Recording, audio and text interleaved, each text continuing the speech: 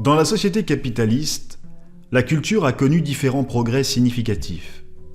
Nous pouvons citer à titre d'exemple l'apparition du cubisme, révolutionnant l'art. Pablo Picasso, Robert Delaunay ou encore Georges Braque en sont des exemples significatifs. La même chose est à déclarer dans la musique avec l'apparition et le développement sans précédent du jazz. Ses talents tout au long du XXe siècle, il connut différentes formes, toutes marquées par une structuration rythmique et harmonique différente. De Duke Ellington à Dave Brubeck ou encore Miles Davis, le jazz connut une révolution artistique sans précédent. Le cinéma ne fait lui aussi pas exception ici, avec les travaux révolutionnaires de Charlie Chaplin, Stanley Kubrick ou bien de Francis Ford Coppola par exemple. Cependant, il est évident que la culture n'est plus la même aujourd'hui qu'auparavant. La culture contemporaine subit un effondrement sans précédent, tant sur le plan intellectuel qu'artistique. Les premières victimes de cet effondrement dramatique lié à l'effondrement du régime capitaliste lui-même sont les masses. Les communistes doivent étudier avec attention cette question d'importance, car beaucoup de choses dépendent, en dernière analyse, de la culture et de son influence psychique sur les masses. Nous allons étudier ici l'aspect principal de la culture, de ce qu'elle est, de ce qu'elle devient et de ce qu'elle doit nécessairement devenir. Tout d'abord, il nous faut distinguer deux types de culture. Il y a tout d'abord la culture au sens intellectuel du terme, savoir lire, écrire, compter, etc. Cette culture, bien que majoritairement acquise dans les pays développés, et encore, ne l'a pas toujours été dans les autres pays dotés d'un développement inférieur. Cela a par exemple été le cas pour la Russie tsariste, ou la Chine avant la révolution socialiste. Le rôle des communistes d'alors était celui d'éduquer une masse considérable de gens aux bases de la culture intellectuelle.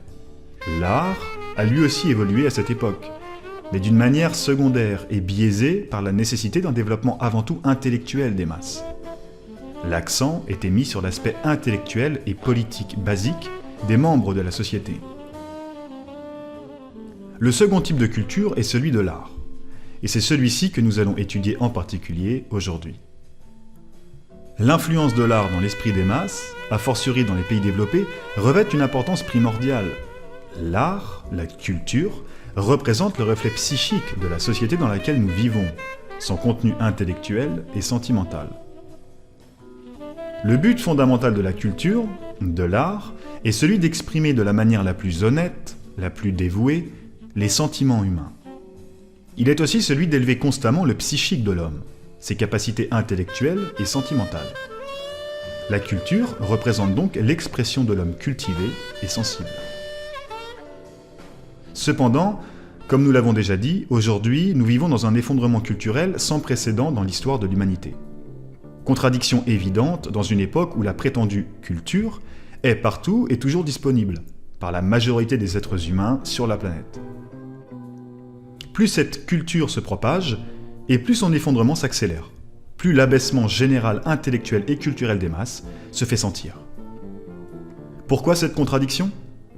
Car le capitalisme, l'impérialisme, subordonne la culture de la manière la plus brutale qui soit à l'aspect économique. Car ce système pourrissant et vacillant sur ses propres bases pourrit et empoisonne tout ce qu'il touche. La culture contemporaine n'est plus qu'une marchandise, un produit destiné à générer du profit et de l'immédiateté. L'art au service de la rentabilité n'est plus de l'art, n'est plus de la culture. La musique, le cinéma, la peinture, la danse et toutes les expressions artistiques de l'homme se voient soumises à un seul et unique but, celui de la rentabilité. On ne danse plus, on ne filme plus, on ne peint plus, on ne chante plus pour exprimer des choses, sur nous, sur la société, sur les émotions humaines qu'on partage avec les autres. On danse, on filme, on peint et on chante sur commande, pour engendrer des profits. On crée à la chaîne comme on assemble les pièces à l'usine. Tous ceux impliqués dans la création d'une soi-disant œuvre n'ont rien à dire. Ils doivent simplement obéir. Ces fameux artistes n'obéissent alors plus qu'à des directives de bureau à vide et ne parlent plus que de ce qui a été étudié pour faire vendre. Pour ne rien dire. L'expression laisse la place au vide. Cependant, si cet aspect est le principal dans les causes de l'effondrement culturel très grave que nous vivons, il n'est pas le seul. L'autre aspect est celui de l'abrutissement généralisé des masses. En effet, jamais un outil aussi large et paraissant libre de choix par chacun n'a été aussi efficacement utilisé pour abrutir les masses. Tout doit être consommable et compréhensible instantanément par les membres de la société, et ce non pas dans un effort pour démocratiser l'art, mais pour des raisons économiques évidentes. En procédant de la sorte, un nivellement extrêmement violent par le bas intervient. Tout doit être constamment encore plus simple, encore plus pauvre, et encore plus rapidement digérable pour les membres de la société. Car si l'œuvre en question ne touche que certaines parties de la population, le grand succès commercial devient difficilement atteignable. Cela prend aussi en compte le message de l'œuvre, quand l'effort d'en avoir un est fait, qui pour réussir ne doit pas brusquer tel ou tel groupe, il doit mettre tout le monde d'accord. On retrouve alors une allégeance commune de nos jours dans le monde du cinéma à une idéologie dominante bourgeoise et petite bourgeoise, critiquant sans fond véritable le racisme ou le machisme, et en arrivant souvent dans la même production, visant à sexualiser à outrance le corps de la femme et de l'homme, et catégorisant les masses comme inhéremment primaires, racistes et idiotes. En voilà de bien belles façons de critiquer la société, et encore, nous n'avons pas parlé des films, séries et livres qui se présentent avec un faux vernis de lutte des classes, pour ne servir d'excuse qu'à des massacres amusants, qui tantôt glorifient l'individualisme à outrance, tantôt encouragent à combattre seulement certains excès de la société capitaliste, et non la société capitaliste elle-même. Ainsi, le business du divertissement, de la culture, arrive à mettre tout le monde d'accord sur une absence totale de contenu, soutient l'appareil psychique bourgeois et se permet de cibler les parties quelque peu critiques de la société au sein de la population en leur offrant des divertissements faussement militants. Nous passons, de ce fait, par exemple des films, grands classiques du cinéma, développés et recherchés sur le plan technique et artistique, aux séries, pauvres de contenu, sans fond, et même souvent sans forme, vite tournées et bâclées, passant déjà à la 2e saison. La même chose est à déplorer pour les films standardisés, comme les blockbusters de type Marvel par exemple. Pensons-y un instant. Il est devenu incroyable de trouver un film ou une série de qualité, au point où quelque chose d'à peine potable en devient un événement comparé à la grande majorité de productions sans saveur, sans propos et sans savoir-faire, qui sortent par centaines chaque mois. Un film ne se regarde plus, ne se ressent plus. On se contente de s'y vider la tête.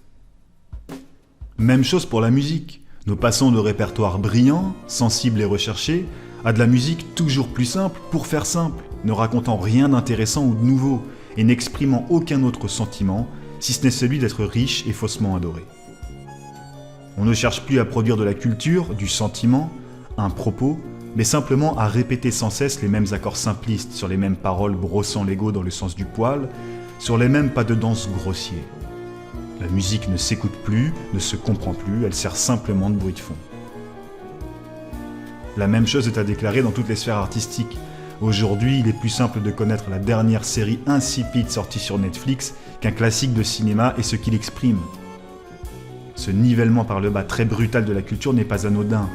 Comme nous l'avons exprimé, il est dû au fait que l'impérialisme est un système en fin de vie, et que tout ce sur quoi il applique son empreinte s'effondre également, pourri. Plus que cela même, nous le répétons, et dans les pays impérialistes, la culture revêt un aspect primordial. Elle est la fondatrice dans la formation psychique de chacun, et elle nourrit sans cesse cette évolution ou régression psychique des masses. La culture, l'art, n'est pas seulement pourrissant, il a été militarisé, transformé en arme psychologique, pour rendre impensable la révolution, pour rendre impensable une société organisée autrement, pour rendre impensable une nouvelle façon d'être. Et lorsqu'elle se permet de toucher ces sujets, c'est avec la malicieuse intention de nous guider vers des schémas de pensée réactionnaires, que ceux-ci se présentent de droite ou de gauche.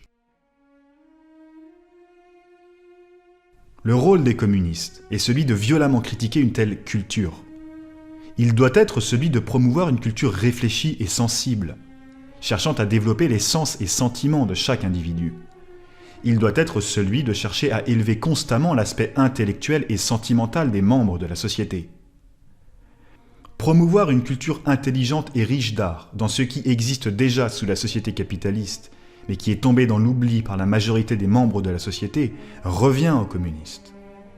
Promouvoir et produire les prémices d'une culture nouvelle, socialiste, détachée des machinations impérialistes à la recherche de profit et d'abrutissement, est aussi le rôle des communistes et révolutionnaires où qu'ils soient.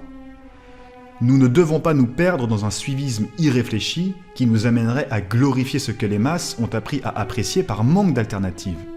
Nous devons les rencontrer là où elles se trouvent et proposer mieux encore. Chaque bond qualitatif concernant l'aspect artistique est arrivé en même temps que des mouvements économiques et sociaux d'importance. La musique classique est l'avènement de la Renaissance, par exemple. Le jazz est l'émancipation des Noirs américains. Le cinéma est la révolution technique, ainsi que l'aspect critique du système économique capitaliste, comme Chaplin l'a eu fait par exemple. Être communiste, c'est être à l'avant-garde de la société, c'est être prêt à lutter contre toutes les dégénérescences pourries de la société, qu'elles soient économiques, politiques, sociales ou culturelles. Être communiste, c'est donc être aussi à l'avant-garde de l'aspect culturel, c'est manifester son ardeur révolutionnaire, mais également toute son empathie et son sentiment communiste envers l'humanité.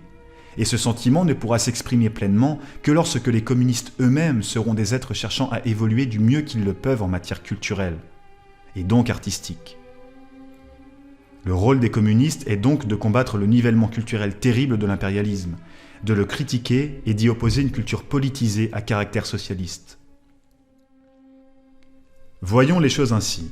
Si une société mourante produit une culture pourrissante, et que les communistes sont l'avant-garde vers une société nouvelle, alors c'est, en l'état, d'eux et des organisations révolutionnaires que naîtra l'avant-garde d'une culture nouvelle. Le bond qualitatif que sera le socialisme, et à son tour le communisme, provoquera un bond qualitatif dans la culture. Et comme la musique sous le capitalisme a grandi sur les bases établies sous le féodalisme, la musique sous le socialisme grandira sur les expertises acquises sous le capitalisme. Les aspects viciés rattachés à la culture par le pourrissement de l'impérialisme devront alors être férocement combattus, et sans société mourante pour les renforcer, finiront nécessairement par périr sous les coups. Pour le moment, n'étant pas encore sous le socialisme, le rôle des communistes et révolutionnaires est de promouvoir une culture plus recherchée, de critiquer la production corrompue de la société impérialiste, sans mépriser les masses pour leur habitude apprise par défaut, d'accompagner le travail auprès de ces masses d'un travail culturel, de donner accès à cette culture saine, à une culture rouge, qui est l'embryon de la culture socialiste. C'est la fin de cette vidéo. Nous vous invitons à mettre un pouce bleu, à partager et à vous abonner si ce n'est pas déjà fait. N'hésitez pas à nous dire ce que vous en pensez, les discussions qui ont lieu dans la section commentaires sont tout aussi importantes si ce n'est plus que la vidéo elle-même. Merci et à bientôt.